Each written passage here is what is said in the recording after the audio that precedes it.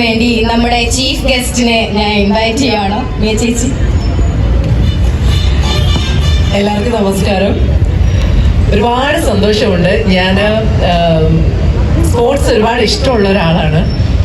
Especially cricket.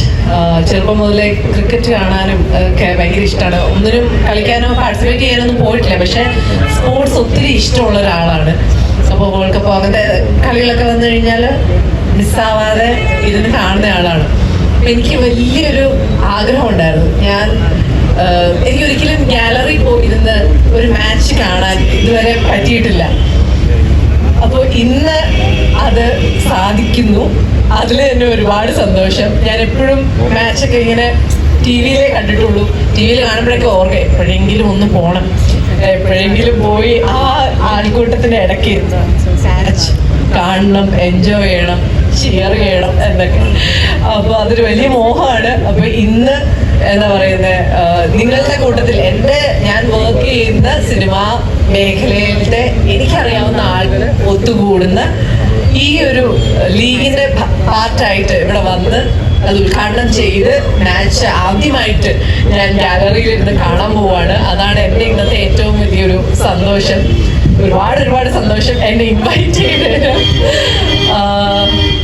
ഇന്ന് കുറേ മത്സരങ്ങൾ പല ടീംസ് ആയിട്ട് എനിക്ക് തോന്നുന്നു എല്ലാ ഇതിൽ പങ്കെടുക്കുന്ന എല്ലാ ടീംസിലെ ആളുകളെയും ഒരുപാട് പേരെയും അറിയുന്നവരായിരിക്കും. അപ്പോൾ എല്ലാവർക്കും ആദ്യമേ തന്നെ ഇതിൽ പാർട്ടിസിപ്പേറ്റ് ചെയ്യുന്ന എല്ലാ ടീംസിനും എല്ലാ പ്ലേയേഴ്സിനും ആദ്യമേ തന്നെ ഓൾ ദി വെരി ബെസ്റ്റ്.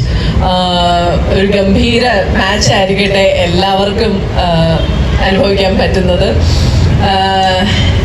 പിന്നെ ഇതിൻ്റെ ലൈക്ക് ക്രിക്കറ്റ് ലീഗിൻ്റെ നിങ്ങളുടെ സംഘടനയുടെ ഒരു മെയിൻ ആള് ലൈക്ക് നമ്മുടെ സജി സുരേന്ദ്രൻ ചേട്ടൻ എനിക്ക് ഇന്നത്തെ ഈ ഒരു അനൗൺസ്മെന്റ് ഒരു നോട്ടീസ് പോലത്തെ ഒരു സംഭവം എനിക്ക് അയച്ചു തന്നിട്ട് പറഞ്ഞു എനിക്ക് ഇത് മിസ്സായി, എല്ലാവരോടും എന്നെ അന്വേഷണം പറയണം. ഞാൻ ദുബായിലായി പോയതുകൊണ്ടാണ്.